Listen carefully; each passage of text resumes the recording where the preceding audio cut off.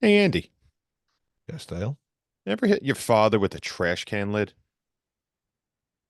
No, a car, but that's a different story. Go on.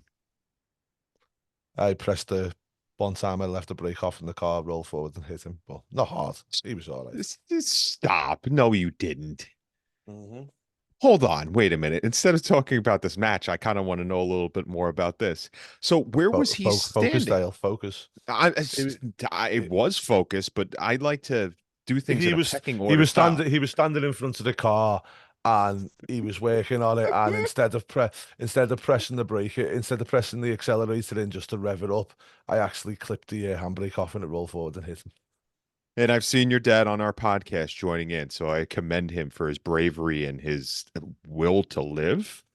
Anyway, Ah, we're going into today, coming back from a little bit of a hiatus, but we're going to be talking about the madness, the bonkers of booking from what we know now with the Vince McMahon versus Shane McMahon street fight from WrestleMania X7. When this came about, let's just start off with this. When this came about, WCW was purchased by the McMahons and in kayfabe by Shane McMahon himself. And that brought on a different element that didn't necessarily need to be involved in the storyline, but it got thrown into it. So I guess it created more animosity between the father and son. This just is booked in several different directions throughout the match there, Andy. oh yeah, and you know what? It's one of them things where I always say with a Vince McMahon match, it needs to be booked a certain way because it's got to hide a lot of things. It's not your match that you're going to go in and have a really good technical wrestling match. It's never about that. It's just about all of the sports entertainment, everything else, which it should be because Vince McMahon was the guy who coined the sports entertainment, was he not? Yeah. He was a critical point with the Attitude Era. And while a lot of people say that this is the exclamation point for the ending of the Attitude Era with this whole pay-per-view in itself, and you and I have discussed this in the past, this storyline is just involving so many different elements, involving so many different people, and there were just so many different, how do I put this, screwballs thrown in there. Yeah. To me, it's mind-numbing to think that some of the people that were also involved in the match and around the match itself didn't have their own matches booked on this card. But I think we'll get into that in a little bit more. That's Um, it. Well, one thing I really loved about this match was the little mini stories, as you say, but also the way everything fitted. So you had Trish with her story with Vince, and then obviously she was doing the bits with Linda. Then you had Linda's bit, which we'll get into because I know that's just the creme de la creme for you. Then you had Stephanie with a little daddy's girl stuff on. It was a street fight, which means Foley was a good pick for the special guest referee because, as JR said, nobody knows street fights like Mick Foley. You know, I just thought it was well meshed together as well. yeah, Everybody had a purpose and everybody had a reason to be there. yeah. Shane comes out there, points out to the sky, says his boys from WCW, which is Lance Storm and Johnny Mm. Ace, maybe Van Hammer, probably not. But I think Tori Wilson was up there too. You touched up on one other thing here as well. When Mick Foley got added to the match, people forget that a year prior, Linda brought him in for that fatal four way for the WWE Championship or WWF Championship at the time. Mm. And that kind of followed suit the following year with this match, where he is going to be the guest referee because he's the only person that could keep order in this. Um, then you have Trish Stratus, who could have been put anywhere else on the card. Does she have any ill will feelings towards not being in a match here? Maybe, but she was still in one of the most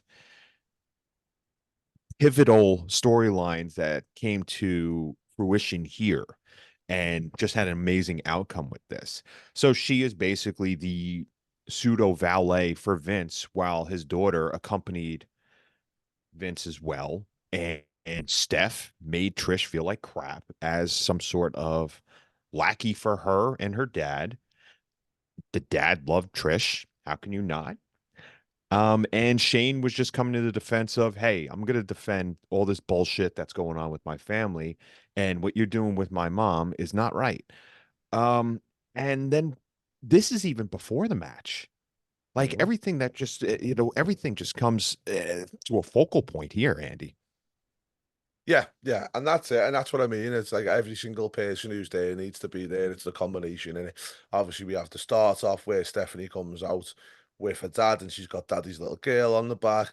Obviously, the issues between Shane and Vince. Then halfway through the match, we get Linda comes out with Trish, and Trish is obviously being doing what she wants.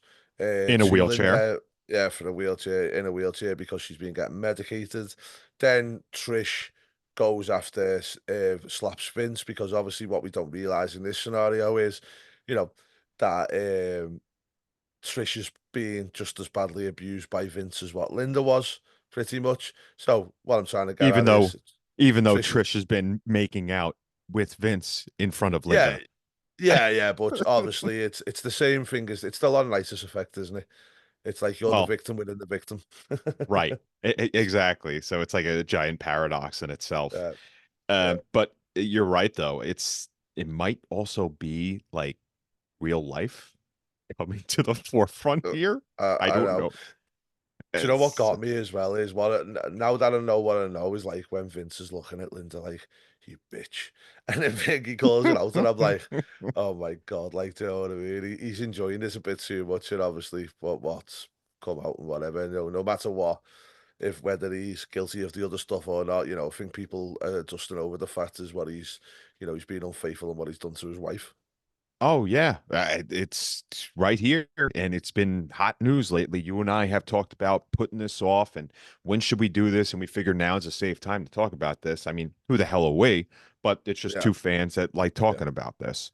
yeah, But I also do think that when you have Trish Stratus coming to her senses, or actually showing off like, "Hey, I don't care about you, Vince," then catfight on the outside with Stephanie, that all happened, and then even Mick getting his own upcomings, I guess you could say, or getting hit. Then yeah. what does this all lead to, Andy? Go on, Dale. I know you. I'm not going to take this moment away from you. Oh, well, look, that pay-per-view was filled with outstanding moments throughout, okay? And you have even undercard matches that had their own spots in general that were fantastic. But all of a sudden, when Vince forces Linda to go sit and watch him beat up Shane, and then it's almost like the Undertaker told the lights to come on. Linda rises up. Zombie Linda. That's cue for you, Andy. Yeah, we should have had a figure made of Zombie Linda. Oh. It's like the ECW zombie. Linda rises up with one of the biggest pops in WrestleMania history. I said it. That's like when Cody beat Roman. I don't know. But the crowd was a ruckus for that. She kicks Vince in the balls with a terrible shot. And then Shane goes coast to coast and pins his dad. Yeah, and Shane goes coast to coast for the first very time. Yeah, yeah. Hit him right in the face, right in the schmaz here, a la Mm. RVD style. Because it's Excellent. hilarious when Jim Ross is like, he's going from one corner to the other. Obviously, at that point, it wasn't known as coast to coast, and it was the first time he'd done it. So that was quite funny as well. Guy's got the athletic prowess. Yeah. It was just an incredible spectacle too. Just to quote real quick, so the Sportster, which I like looking at, they actually rated this out of this card number 5 out of all the matches on there. I don't think that whole pay-per-view is amazing, okay? But think about it this way: out of number 5 out of all those, it's incredible to look at with all the elements involved. Storytelling at a 2.5, technical ability 1. All right, I'm not going to fail. I'm not going to say that was a fail. Character work and psychology 2 out of 2.5, and crowd reaction 2.25 out of 2.5. I would say that's very accurate because of the fact that actually I would put up character work and psychology up a little bit more, only because that you created a character out of Linda being a zombie. Mm. Uh, That's it. You created the character and they give it a combination of the whole storyline, which was great. It was lovely as well. It was quite to see Shane hugging his mum afterwards. Again, On I think because I knew what was happening here, it's kind of like, oh, you know what I mean? Yeah. But I'll say this on any card, I would actually say that that could potentially close out a pay-per-view on any Yeah, other card. I mean, yeah, we yeah. remember Definitely on a B show. we had Triple H face Vince for a pay-per-view about a year and a half prior to that. Mm, And that's when Stephanie ended up becoming Daddy's little girl and, aligned herself with Triple H, which I think that comes into yeah, part that today, was a right? great story. Yeah, that's a great story as well. I think with one we'll have to tell. But for now, guys, make sure you go and check out the match and let us know your views in the comments. Even if you haven't checked it out in a while, go back and check it out because it's really fun, isn't it, Dale? Tell us what we missed too, because there's so much to uncover and unpack with this. Yeah, definitely. And we keep our videos very short. So thanks for Just like watching, guys. just like some other appendages. Well, speak for yourself, little man. Okay. What is it called? A 1 millimeter defeater? 2-inch pinch. Right, guys, let us know your comments. Thanks for watching. We'll be back again soon. But for me, Andy, bye bye.